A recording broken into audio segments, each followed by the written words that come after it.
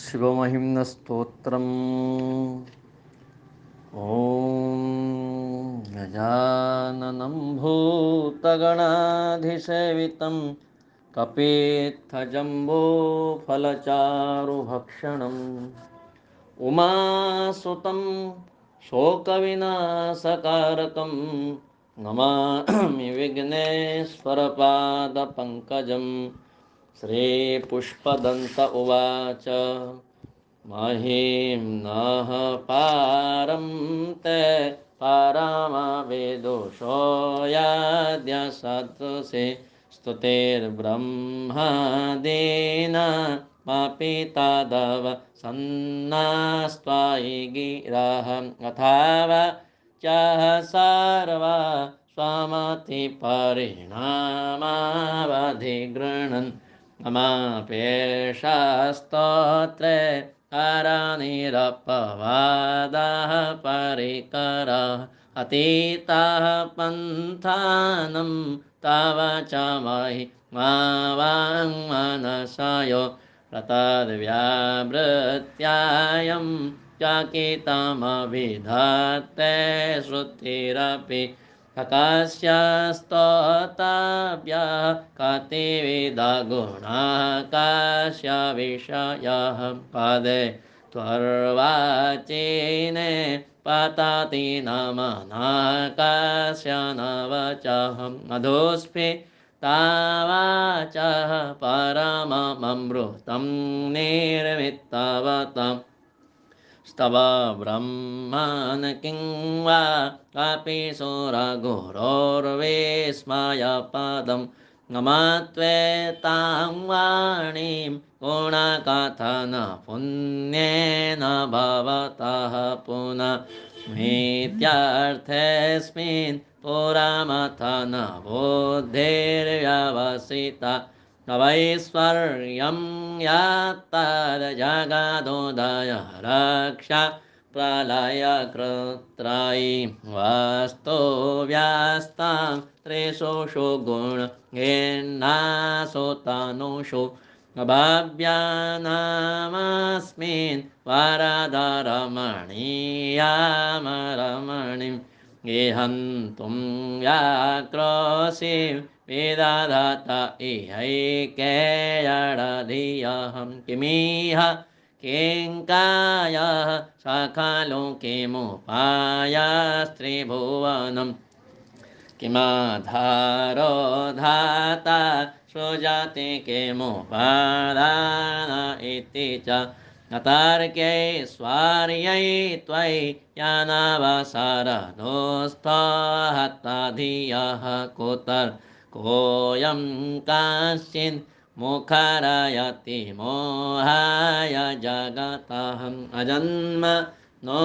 लोकः किमवयवन्तोऽपि जगत अधिष्ठातारं किम् अवविधिरनादृत्य भवति अनीशो वा कुर्यात् भुवनजनने कः परिकरो यतो मन्दास्त्वां प्रत्यमरवरसंशेरत इमे त्रयीसाङ्ख्यं योगः पशुपतिमतं वैष्णवमिति प्रभिन्ने प्रस्थाने परमिदमदः पाथ्यमिति च रुचीनां वैचित्राद् रोजोकोटिलनानापथयुषं नृणामेको गम्य त्वमसि पय सामर्णव इव अहोक्षः खड्वाङ्गं परशुरजिनं वा स्म फणिनः कपालं चेत्तेया तव वरदतन्त्रोपकरणं पुरास्तां ताम्रोधिं ददति तो भवद्भ्रो प्रणिहितं न हि स्वात्मा रामं वेशाय मृगतृष्णा भ्रमयति ध्रुवं कश्येत् सर्वं सकलमपरस्त्वाद्ध्रुवमिदं परो ध्रुर्व्याध्रुर्वे जागाति गदति व्यास्ताविषये नमस्तेऽप्येतस्मिन् पुरमथनतैर्विस्मित इव स्तुवञ्जिह्नेमित्वं न खलु ननु दृष्टामुखरता तवैश्वर्यं यात्नाद यदुपरिविरञ्चेर्हरिरधः परिच्छेतुं याता वनलमनलस्कन्धवपुषहं ततो ते श्राद्धा वरगुरो गृह्णाद्भ्यां गिरीशयत् स्वयं तस्थेताभ्यां तव किमनुवृत्तिर्न फलति अयत्नादापाद्य त्रिभुवनमवैरायतिकरं दशाश्रो यद्बाहु नाभृतरणकण्डोपरवसन् शिरः पद्मश्रेणी रचितचरणाम्भोरुहवले स्थिरायास्त्वं वाक्ते स्त्रीपुरारविस्फुरजित्तमिदं नमोष्यात्वात्सेवा समाधिगतसारं भुजवनं बलात् कैलासेऽपि त्वदधिवसतौ विक्रमयतः अलभ्यपाताले व्यालसचलिताङ्गोष्ठशिरसि प्रतिष्ठा त्वय्यासीत् ध्रुवमुपचितो मुह्यति खलहं यदृद्धिं सूत्राम्णो वरदपरमोच्चैरपि सति मदश्चक्रेवाणः परिजनविधेयास्त्रिभुवनः अतच्चित्रं तस्मिन् परिवसितरे त्वच्चरणयोर्नकस्याओ नात्यै भवति शिरसस्त्वय्यवनतिः अकाण्ड ब्रह्माण्डक्षयचकितदेवासुरकृपा विधेयस्यासीद्यस्त्रिनयनविशंसां हृतवतः सकल्म शाकण्ठे तव न कुरुते न श्रियमः विकारोऽपि श्लाघ्यो भुवनभय भङ्गाय शनिनः असीध तानैव वचिदपि स देवासुरनरे निवर्तन्ते नित्यं जगति जय मोयस्य विशिखाः अपश्यन् निसत्त्वा नितरसुर साधारणमभूत् स्मरः स्मर्तव्यात्मा नहि वसेषु पाथ्यः परिभवः नहि पदाघाताद्व्रजति सह सा संशयपदं कदं विष्णोर्भ्याम्यत् भुजपरिगरुग्णग्रागणं मूर्ध्यौ दौस्थ्यं यात्यानिभृतजटाताडिततटा जगद्रक्षायै त्वं नाटासि ननु वामैव विभूता यद्व्यापितारा गणगुणितफेनोद्गमरुचिः प्रवा होवाराम्यः पृषतलघुदृष्टा शिरसिते जगद्द्वीपाकारं जलाधिवलयं तेन कृतमित्यनेनैवोन्नेयं धृतमहिमदिव्यं तव वपुः रथः क्षोणीयन्ता शतदुतिरगेन्द्रधनुरथो तथाङ्गे चन्द्रार्कौ शतचरणपाणिशर इति यदाख्योस्ते कोऽयं त्रिपुरतृणमाडम्बरविधिर् यदेयै क्रीडन्त्य आकालो परतन्त्रा प्रबुधियाहं हरिस्ते सहस्रं कमलबलि माधाय पादयोर्यदेकोने तस्मिन् निजमुदाहरन्नेत्रकमलं गतो भक्त्योद्रेकः परिणतिमसौ च क्रवपुषां त्रयाणां रक्षायै त्रिपुरार जागर्ति जगतं यतो सुप्ते जाग्रत्वमसि फलयोगे क्रतुमतं अकर्मा प्राध्वास्तं फलति पुरुषाराधनभृते ततस्त्वं सम्प्रेक्ष क्रतुषु फलदानप्रतिभुवं गतौ श्रद्धां वाद्धा गूढपरिकरः कर्मसुजनहं क्रियाद क्षोदाक्षाग्रतुपतिरधीशास्तनुभृतां ऋषि नामार्त्वेज्यं हरणदशदस्यासुरगण गतोभ्रन् शास्त्रातः घ्रतुफलविधा व्यसनिनो ध्रुवं कर्तुः श्रद्धा विधुरमभिचाराय इमकाः प्रजान हं नाथ प्रशभमभिकं स्वां दुहितरं गतं रोहिर्भूतां इडमयिषु मृष्य शवपुषा धनुष्पाणेर्यातं देवमपि सपत्रा कृतममं तसन्तं तेद्यापि त्यजति न मृगव्याधरभसः स्वलाव न्यासं सा धृतधनुषमह्नायतृणवत् पुरः प्लोष्टं दृष्ट्वा पुरमथन पुष्पायुधमपि यदि स्त्रैणं दैवी यमनिरतदेहार्धघटन न वैति त्वामद्धा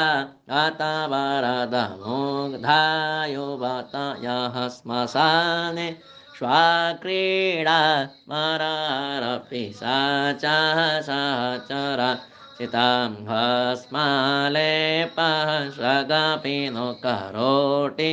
परिकरहम् अमङ्गल्यं शीलं तव भवतु न वै वमखिलं तथापि स्मतॄणां नरद परमं मङ्गलमसि मनः प्रत्यग्चित्ते समिधमवधाय त्वमरुतहं हरु शत्रुमाण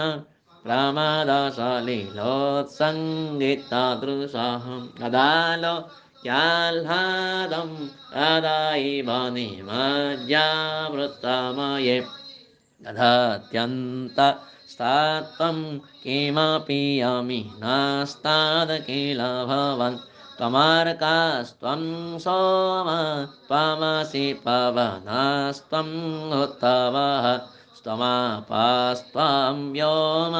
त्वमुदरणि आत्मा त्वमिति च परिच्छिन्नमेवं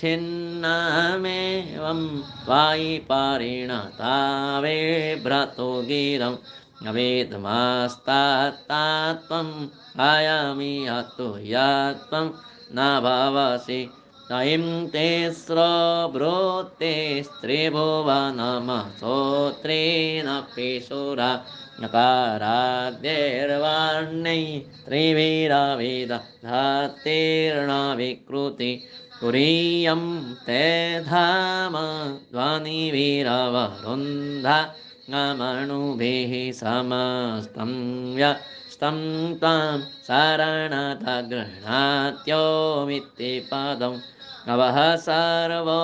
रुद्रा पशुपतिरथो ग्रहसहमहं तथा भीमे साना इति यदभिधानाष्टकमिदं नमोऽस्मिन् प्रात्येकं प्रविचरति देवा श्रुतिरपि प्रियायास्मै धाम्ने अणितनमस्योऽस्मि भवते नमो नेदिष्ठाय प्रियदवदरिष्ठाय च नमो नमः क्षोदिष्ठाय स्मररमहिष्ठाय च नमः नमो वसिष्ठाय त्रिनयनाय विष्ठाय च नमो नमः सर्वस्मै तदिदमिति सर्वाय च नमः अपोस्प्रादुर्भावदनुमितमिदं जन्मनि पुरारेण क्वापि क्षणमपि भवन् तं प्रणतवन् नमोन्मुक्तः सम्प्रत्यहमतनुराग्रेऽप्यनतिवन् यते साक्षान्ताभ्यं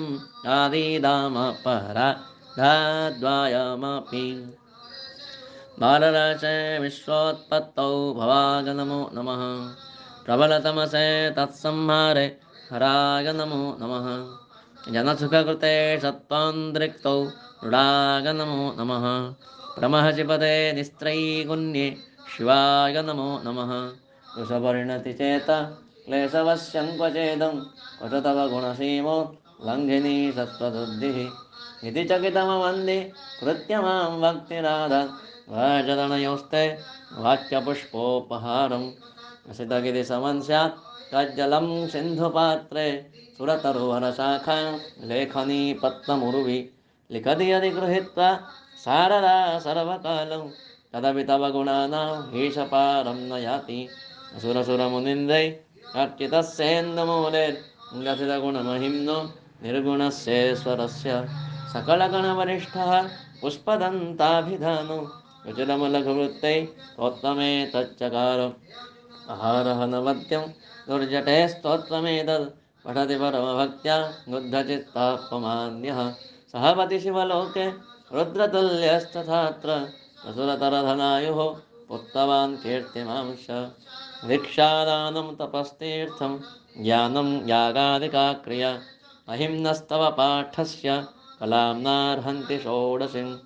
असमाप्तमिदं स्तोत्रं पुण्यं गन्धर्वभाषितम् अनौपम्यं मनोहारि शिवमीश्वरवर्णनं महेशान्नापरो देवो महिम्नो नापरा स्तुतिः घोरान्नापरो मन्त्रो नास्ति तत्त्वं गुरोः परं सुमदसन नाम सर्वगन्धर्वराजः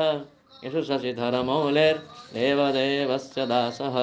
स खलु निजमहिम्नो भ्रष्ट एवास्य रोषात् स्तवनमिदमकार्षीत् दिव्यदिव्यं महिम्नः सुरवरमुनिपूज्यं स्वर्गमोक्षैकहेतुं पठति यदि मनुष्यः प्राञ्जलिर्नान्यचेताः व्रजति शिवसमीपं किन्नरैः स्तूयमानः स्तवनमिदममोघं पुष्पदन्ताप्रणीतं श्रीपुष्पदन्तमुखपङ्कजनिर्गतेन स्तोत्रेण किल्बिषहरेण हरप्रियेण कण्ठस्थितेन पठितेन समाहितेन सुप्रीणितो भवति भूतपतिर्महेशः इत्येषा वाङ्मयी पूजा श्रीमच्छङ्करपादयोः अर्पिता तेन देवेश प्रीयतं मे सदाशिव यदक्षरपदभ्रष्टं मात्राहीनं च यद्भवेत् तत्सर्वं क्षम्यतां देव प्रसीद परमेश्वर ॐ महादेव शिव शङ्कर शम्भो उमाकान्तहर त्रिपुरारे मृत्युञ्जय वृषभध्वज शूलिनगङ्गाधरमिडमदनारे हर शिव शङ्कर गौरीशं वन्दे गङ्गाधरमीशं शिवरुद्रं पशुपतिमीशानं कलये काशीपुरीनाथं जय शम्भो शिव गौरी शङ्कर जय शम्भो जय शम्भो शिव गौरी शङ्कर जय शम्भो महादेव शिव शङ्कर शम्भो उमाकान्तहर त्रिपुरारे मृत्युञ्जय विषवध्वज शूलिनगङ्गाधरमिडमदनारे हर शिव शङ्कर गौरीशं वन्दे गङ्गाधरमीशं शिवरुद्रं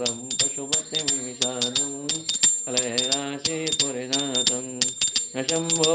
जय शम्भो शिव गौरी शङ्कर जय शम्भो जय शम्भो जय शम्भो शिव गौरी शङ्कर जय शम्भो महादेव शिव शङ्कर शम्भो उमाकान्त हर त्रिपुरारे मृत्युञ्जय वृषभध्वज शूलिन गङ्गाधर मृडमदनारे हर शिव शङ्कर गौरीशं वन्दे गङ्गाधरमीशं शिवरुद्रं पशुपतिमीशानं तेजाशीपुरिनाथं जय शम्भो शिव गौरी शङ्कर जय शम्भो जय शम्भो शिव गौरी शङ्कर जय शम्भो जय शम्भो शिव गौरी शङ्कर जय शम्भो जय शम्भो शिव गौरी शङ्कर जय शम्भो शिव शिवेति शिवेति शिवेति वा हर हरेति हरेति हरेति वा भव भवेति भवेति भवेति वा मृडमुडेति मुडेति मुडेति वा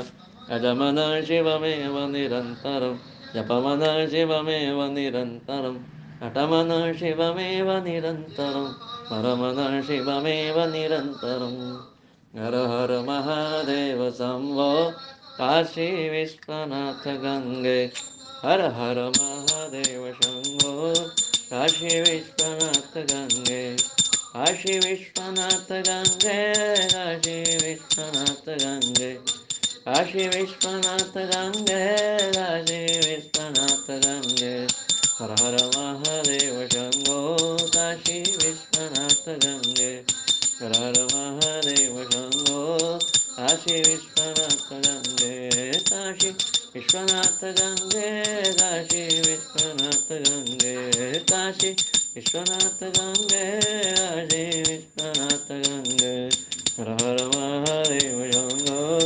काशी विश्वनाथ गंगे हर हर महादेव शंभो काशी विश्वनाथ गंगे हर हर महादेव शंभो काशी विश्वनाथ गंगे हर हर महादेव शंभो काशी विश्वनाथ गंगे स्वस्ति प्रजाभ्यः परिपालयन्तां न्यायेन मार्गेण महिं महिषाः गोब्राह्मणेभ्यः शुभमस्तु नित्यं लोकाः समस्ताः सुखिनो भवन्तु काले वर्षतु पर्जन्यः पृथिवी सस्यशालिनी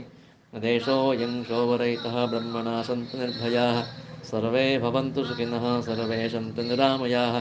सर्वे भद्राणि पश्यन्तु मा कश्चित् दुःखभाग् भवेत् असतो मा सद्गमय तमसो मा ज्योतिर्गमय मृत्योर्मा अमृतङ्गमय ॐ शान्तिः शान्तिः शान्तिः नमः पार्वतीपतये हर हर महादेव।